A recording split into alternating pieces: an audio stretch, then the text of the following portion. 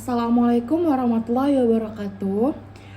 Pada kesempatan kali ini, saya akan mempresentasikan hasil analisis industri untuk ide bisnis yang saya pilih, yaitu Artificial Intelligence atau AI dan AI Cloud Service. Sebelumnya perkenalkan, saya Zelvana dengan NIM 141230115 dari jurusan manajemen. Saya dari kelas analisis industri EMA. Latar belakang pemilihan bisnis ini adalah karena perkembangan teknologi digital yang semakin pesat.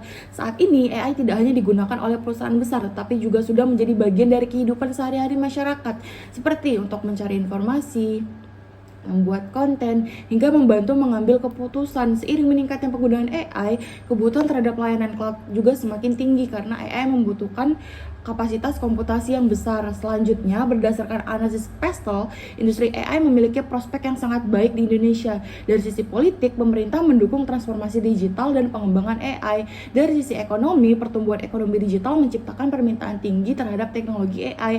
Dari sisi sosial, masyarakat semakin terbiasa menggunakan teknologi digital.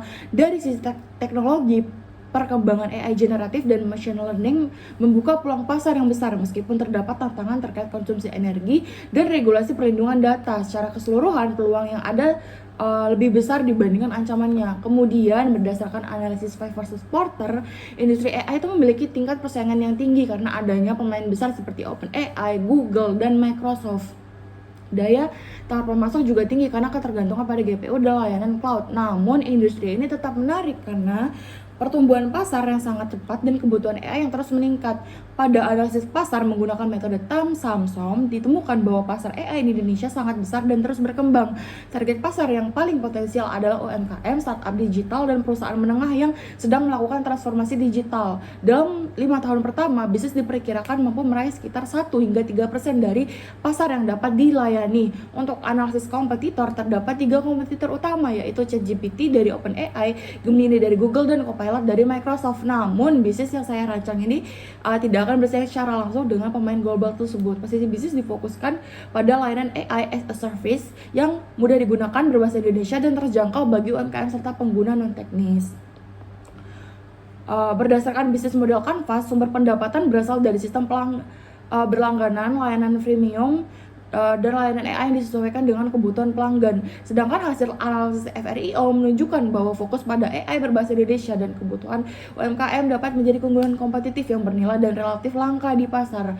Selanjutnya, pada analisis SWOT, kekuatan utama bisnis ini adalah tingginya permintaan pasar dan kemampuan teknologi AI untuk meningkatkan efisiensi. Peluang terbesar berasal dari pertumbuhan ekonomi digital Indonesia dan masih rendahnya tingkat adopsi AI pada UMKM. Sementara itu, tantangan utama berasal dari tingginya biaya teknologi, keterbatasan SDM AI, dan persaingan dengan perusahaan global. Dari sisi keuangan, proyeksi menunjukkan hasil yang sangat positif. Pada skenario moderat, pendapatan diperkirakan meningkat dari sekitar 21,6 miliar pada tahun pertama menjadi 172,8 miliar pada tahun kelima. Titik impas atau break even point dapat dicapai pada sekitar 11.667 pengguna. Selain itu, investasi diperkirakan kembali dalam waktu sekitar 1,3 tahun dengan nilai NPV sebesar 85,63 miliar dan IRR sekitar 169% yang menunjukkan bahwa proyek ini sangat layak secara finansial. Sebagai kesimpulan, berdasarkan analisis lingkungan makro, struktur industri, pasar kompetitor, analisis internal, dan proyeksi keuangan, bisnis Artificial Intelligence and AI Cloud Service ini dinilai layak untuk dijalankan dengan fokus pada kebutuhan UMKM Indonesia. Bisnis ini memiliki peluang pertumbuhan yang besar dan prospek yang menjanjikan pada periode 2026 hingga 2030. Mungkin sekian dari saya, kurang dan salahnya saya mohon maaf. Wassalamualaikum warahmatullahi wabarakatuh.